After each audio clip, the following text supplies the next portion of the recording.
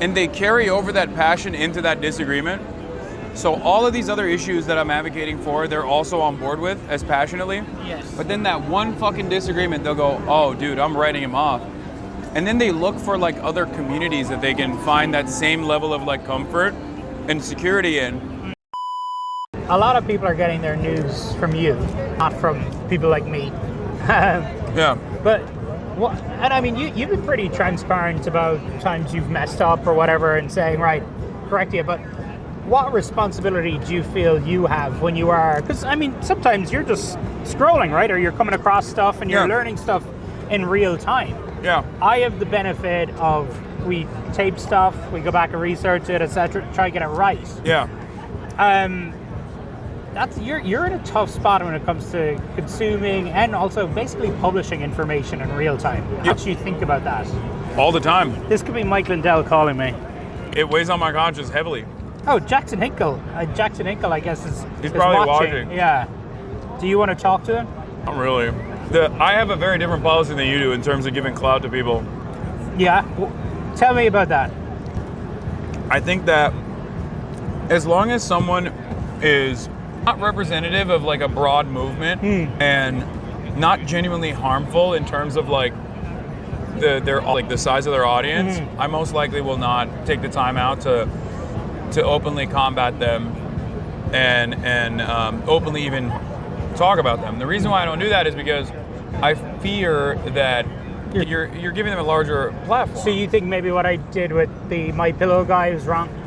No, because Mike Lindell is relatively harmless, all things considered, and I don't think he represents a broad constituency, and neither does Jackson Hinkle, but like he's relatively harmless in comparison to, I don't know, like an Alex Jones even, or a Nicholas Fuentes. That is to say that I don't always refuse to talk about or to these people. Once they reach a certain barrier and they start getting mainstream recognition, then I feel like it's misinformation that must be dealt with. And, So when it comes to Hinkle, I mean, he's got whatever, 3-4 million followers. But that doesn't mean anything. You think that's just bullshit? No. Do you think I'm making a mistake telling a story about Jackson Hinkle? Is it just a story about Jackson Hinkle? Well, no, we're looking, I guess, more at going from the far, from the far left to the far right. I just don't think Jackson Hinkle is far left in general. I will say this: there are a lot of people that work for the American Enterprise Institute, that work for FDD, and all these other neoliberal institutions that are on the payroll of the American government, or at least working at the behest of the American military-industrial complex, that say a metric ton of propaganda that is never considered propaganda in that same vein as what Jackson Hinkle is doing. He happens to do it for America's foreign adversaries, so of course everyone immediately reacts and goes, oh, that's an agent. Now, I don't even know what his background is in terms of like if he's getting funded by foreign governments or whatnot. But I do see them in the same vein. Like, I don't see Jackson Hinkle in a way that is any different than like a dude working at the American Enterprise Institute that's like consistently talking about how America has to nuke Iran. You know what I mean? As a matter of fact, I would say that given his allegiances to countries that have less power than the United States of America, his overarching like footprint on the world is no near as damaging as someone who is willingly a participant in American imperialism. That's also the other reason why I don't really talk about him. Right. Okay. Well, he also loves clout too much. That's why he's fucking calling you nonstop. He is calling, yeah. He wants to talk to you, but if you don't want to talk to him, we're on your stream, so we don't gotta do. Tell me more about, as you've watched a good deal of my reporting through the years, what is your feedback, your criticisms? I don't know. I don't think you've done anything like that I consider to be like really bad. Like yesterday, I was watching, I believe, NBC, and there was a protest at the Israeli consulate. And this protest was conducted by an anti-imperialist group. And the NBC commentator immediately was like, well, these protesters, who are literally anti-genocide protesters, remember, were there to start trouble and were looking for violence. Like, that to me is a careerist shill that is like desperately trying to advance their career. And it's not even like remotely interested in looking at the situation and being like, cops are probably the ones who are being violent in this circumstance as I'm watching these images unfold. Right. And that these guys are anti-genocide protesters. There might be people in the group that have, like, I don't know, different opinions or whatever, but ultimately... and I guess you're saying... You don't do that. It's also a blanket statement. Again, I have this clip, but it sounds like it was a blanket statement about everybody in this crowd, right? That, and also the fact that, like, it towards, like, BLM protesters a lot as well, when it wasn't... Like, when Black Lives Matter was not seen as, like, a popular group. Yeah. People would regularly in mainstream media, when Barack Obama was like critical of Black Lives Matter, there were people in mainstream media that were also very critical of Black Lives Matter. I mean, I will say I try to be pretty careful with that. Even when I was at the Capitol on January 6th and we were live, I was talking back to the control room in my ear, and I was even to describe, I was standing on the lawn of the Capitol. Not everybody who was on that lawn was a rioter or an insurrectionist, right? Some of them were actual peaceful protesters who kind of just went down to observe, to watch, found themselves in it. So, I would try and give a little bit of leeway on both when it comes to that. Obviously, people are up the front, it's a different story. It's not just that. Oh, yeah. Sean, socialist. Say hi to the Twitch audience. Sean's a dad too. Well, we think they're his kids, but anyway. Well, what did he say? What's up? Yeah. Sure. You want the CNN autograph too or not? Yeah. Cool, yeah. Cool. Bro, don't say CNN autograph. No, it's totally fine. Say it's a Donnie. He probably thought you. Here you go. No. Say it's a Donnie O'Sullivan. Yeah, man. I'm just gonna. Yeah. So a lot of people have been coming up to you saying, "Oh, are you that Irish guy from CNN?" Right? That's been happening. Literally nonstop. Yeah. I'm sorry, man. Sorry about that. What was the question that you were The question was, COVID changed, the world changed, but a lot of the people, actually some of the people we spoke to who were, again, far left maybe, how big was the change during COVID when it comes to the left? And I hate to kind of just blanket that, but you know what I'm saying. I can't say there was a radicalization on the right when it came to lockdowns, when it came to masks, right? Like there was, that really activated something. Yeah. What about on the other side? The American project hinges on being able to afford your treats. The moment that your access to your treats that are affordable are restricted, everything will fucking fall apart. Society collapses. Because then you're like, well, what the fuck am I doing this for? You know? I have a shit-ass job, no future prospects, barely can make payments, but at least I can go to Applebee's and get $5 jalapeno poppers, right. Okay? And hang out with the boys and slam a couple brews, watch some fucking football. COVID broke that a little bit. All of a sudden, everyone was like, well, okay, what's the whole purpose of this then? If I can't have my fucking treats. I think that was like the breaking point for a lot of people. Then also there's like the underlying and genuine anxiety that people have in terms of like big pharma, right? Because like that's a very real and dare I say valid opinion to have, that you're like, what the fuck? Like we're putting a price on like curing people? That sounds insane. It sounds actually antagonistic to human nature, right? So a lot of people that have that resentment don't understand why they have that resentment. And right-wingers are so quick to be like, yeah, it's because they're turning you gay and autistic with vaccines. Big Pharma's bad because they turn you gay. And it's like, it breaks people's brains because they're so primed. They're so angry for obvious, understandable reasons. And no one is like telling him, no, dude, it has nothing to do with like turning you gay. Like the COVID vaccines were literally billionaires were fucking skipping the line to get these goddamn vaccines, Rupert Murdoch included. Like, the reason why they wanted you all to be vaccinated is because you're cattle. You fucking cattle. Why? Because you don't want your cattle to die. They didn't want you fucking up the hospital system that was already, on its last leg in many parts of the country. And they wanted you to get back to work after 3 days rather than taking 3 weeks off because you're dying. Do you think, we hung out with a guy last week named Charm Hole. He'll be happy with the shout out on your stream. He used to love you, now he hates you. One of the big reasons he said it was you were jamming COVID restrictions, vaccines, masks, everything down his throat. Wait, is Charmhole a MAGA communist? Yeah. So he's pro-China. I think he's pro-China. He's pretty pro-China, right? Yeah. So what the fuck does he think about China's restrictions then? Do you think did you lose people during COVID? Not in a meaningful way. No.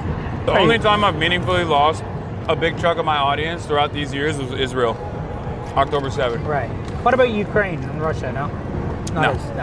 Lost a lot of people because of your support for Gaza? Yeah. They're back now because I'm at the DNC. Interesting. But a lot of people left. But I mean, those folks would have known that you were pro-Palestine, right? All along, but it wasn't until it was in their face. Is that what? Yeah. Jackson Hinkle really wants to talk to you. Bro, that's precisely the reason why you don't talk to him. So I'm gonna pick up after I chat to you, but just tell him you didn't want to chat. No. All right, you guys, I need to give our Sean and Co a break here. I might grab some coffee. Yeah. Yeah. You run into Mike Lindell. I would love that. Also, remember, deeply unserious person. You? Well, I'm a pretty serious guy. I'm a deeply unserious person too. No, I'm talking about Jackson Hinkle. So okay, I gotta do this. He says, ask him, okay, there's two questions, and I'll ask you these. Okay, why are you being a vessel for this fucking demon?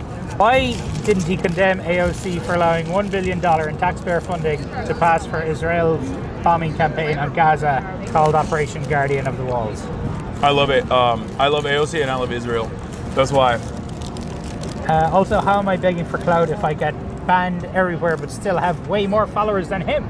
Fucking own. I have no answer to that. You're not engaging. All right, I did my piece. Are you guys heading back in for the night's activities? You stoked to see Bill Clinton speak? I won't be here. Are you getting out of here by now? I'm going to be doing the Truanon show, Chavo show. Okay. Where's that? I don't know the exact place. We'll pull back for a few minutes. Where's the podcast? I'm just going to grab a coffee. We might follow you, though. All right. Thanks, guys. Okay. Is that good? You want anything else? That was awesome. Thank you. Oh, no. It fell into my belly. What's up? How big? It's pretty small. It's a small little round guy like this. I feel like it's still in me. Find it. I gotta just get some water or something. Thank you. You guys want any water? I'm good, thank you. Good, thank you. All right. Bro's out here fiending for clout, huh? Chat, how are you guys enjoying it? They were liking it. You should be fiending for ways to avoid the top of the hour ad break, which is, of course, by subscribing. There's a room ad break now. Out of left field, 10-10, yep. Those are the best ones. Didn't they put a mic on Hasan? I have it still. What's up? What did he say? Is he still chirping? That was we met. Now we're still streaming. Donnie, fawning over Hasan while being called an immigrant. Look at me like this during our interview. So it was COVID that caught him, huh? There's always a point. I'll tell you this much. With my audience, there's obviously a lot of passionate people. Yeah. You know, well-intentioned, like-minded, passionate people. And there's always one fucking thing. That's all it takes. Yeah. One thing that they disagree with me on vehemently, and they carry over that passion into that disagreement. So all of these other issues that I'm advocating for, they're also on board with as passionately. Yes. But then that one fucking disagreement, they'll go, oh, dude, I'm writing him off. And then they look for like other communities that they can find that same level of like comfort and security in. But now what they're seeking out is no longer the like-mindedness or the interest in progress, social justice or whatever. Now it's who will tell me that this guy actually sucks and reconfirm the suspicions that I now have developed over him.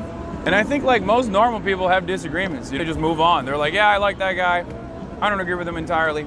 I love Mehdi Hasan. There's certain things that he says that I don't agree with, but it doesn't matter. Like, I think that he's overall a good guy. David Pakman, a great example. There's plenty of disagreements there, but I always think that he's a very cordial dude. Even if I do not agree with his opinions on foreign policy, I think he's a cordial, professional guy. He carries himself a certain way. And I think when it comes to, are we still rolling on audio? When it comes to Charmhole, who was formerly a fan of yours, I think that issue for him probably was COVID, but it was also he doesn't like Bernie anymore. Why do you? Bernie, I disagree with him on the way he's communicated post October 7. Still love the guy. Still have deep respect for him because human beings are complex. Human beings are imperfect, myself included. And I care about like the intentions that people have. I care about someone's track record. I'm not going to write them off because of a major disagreement on an issue as pivotal as Gaza. I still have a lot of respect for Bernie Sanders for his long career in the Senate, advocating for social justice, advocating for healthcare, advocating for free college, all these issues that are near and dear to me. And also, basically, revitalizing some semblance of a leftist movement in this country as a very popular candidate. I will always have respect for him on that front. It doesn't take away those other accomplishments, my disagreements with him on the way he has communicated. But I think the thing you said, right, which is a really interesting point, is people can find one issue they disagree with you on and kind of coalesce around that. Why do you think you have that effect? Parasocialism, that's what it is. Explain that for us. People develop an unhealthy, dare I say, obsessive attitude towards content creators that they see 8 hours a day. And I think it manifests itself in different ways. And sometimes people can get a little out of hand. Right. And it causes them to feel betrayed. Right. It doesn't cause them to simply feel like, oh, I have a disagreement with this person and it's fine, especially when there's a lot of back and forth communication in the chat. And I directly can address those people individually, or even someone who is like-minded individually in a way that is very disrespectful and very unkind. And I think people feel slighted and develop feelings of hatred and vengeance overall. It turns, it goes from love to hate is what I mean. And also the way streaming works, it's different to linear TV in that it's very much a one-way. It's a constant back and forth, what you're doing. Yeah. We'll let you guys, are you guys walking? We are good to go back. Yeah. Sometimes I call out people, and there will be other people in the chat who are like, oh, I just caught a stray. Because they feel like I'm saying that to them. Okay. Because in their minds, I am saying that to them. I'm speaking to them directly in their living room. And if they see themselves as that person I'm addressing, then they will develop maybe a little bit of animosity. And that can grow and fester and cause them to maybe even go against all of these other like commitments that they might have had to social justice and all these other things. And depending on which rabbit hole they go down. And become MAGA communists. Which is, again, undialectical. It's not materialist. You cannot be like a nationalist fascist and a communist at the same time. So I find that very funny that people try to do that. They try to repackage like this kind of like super marginal ideology every couple of years. You had the Nazballs, the National Bolsheviks before, and now they call themselves mega communists. It's fun, it's funny, but it is not serious. Especially because given their oftentimes campus attitudes, they're pro-China, as am I. They are pro whoever is against America. I don't know how they square that circle, especially when considering that... You're pro-China? I wouldn't say I'm fully pro-China, but I would say that I think that China does a lot of things right. They also happen to run into the same exact restrictions that every other state runs into. Overall... You're saying they're not the boogeyman the U.S. government makes much? Okay. No, not even a little bit. I don't think that they are the boogeyman. I think that's the attitude in Europe as well, to be honest. Like in Ireland and the UK, China is not... Obviously, people speak about what they do with Uyghurs and human rights and everything, but when it comes to actually capitalism, when it comes to working with Chinese businesses, there isn't that stigma, I think, in Ireland or lots of Europe than there is in the US. And I think overall, in terms of like development, they're pretty solid. Like, I mean, they objectively have developed and brought 800 million people out of poverty. That's like extreme poverty. That's a pretty phenomenal achievement overall. And I think they did that because, they did that for one reason or another, but they ultimately did do that. You know what I mean? I wish we had high-speed rail is what I'm trying to say. I want to have high-speed rail, and I want to punish billionaires that, sell spoiled baby formula. You would have... But not mass surveillance you of like... freedom or you want high-speed rail? That's a hard bargain, man. I don't know. I think overall, that's why I'm saying, like, there's obviously things that you can criticize about China that are perfectly valid. It's not like you get high-speed rail, but you also get re-education camps and like mass surveillance of an entire group of people because you consider them to have like significant numbers of separatists. You know what I mean? Like that's still ridiculous. You can't do that. You can't do collective punishment. It's unacceptable in America, it's unacceptable in China, it's unacceptable everywhere. I don't think that is the two different sides of this equation, you know? I think we can have freedoms, individual freedoms, and we can have high-speed rail, and even development in general. You got the Amtrak recently? I mean, America is the worst example of this. We have the most, and we do the least with it, you know?